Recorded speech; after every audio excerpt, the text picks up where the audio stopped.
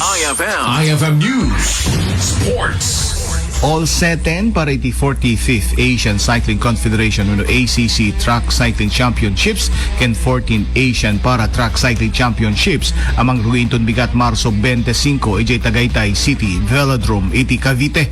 The ACC President Dato Amarjit Singh Hill ken Philippine Sports Commission Chairman Patrick Pato Gregorio timang idaulo kadagiti kang runaan nga sports officials para iti opening ceremony. Dahito iti managundaway tinasao torneo sibud pa iti 1995 edition. Ama nga ita iti kabaro nga Tagaytay City Velodrome maysa nga UCI standard 250 meter indoor track facility.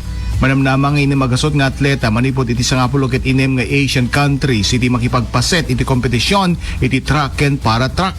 Adan upatapulo ket upat a gold medals iti Asian Championships bayat at 30 ket upat a golds para iti para track competition. Aglepas ti torneo aging kainton Marso 31. Para iti IFM Sports, dahito ni Idol Joey C. Tatak IFM.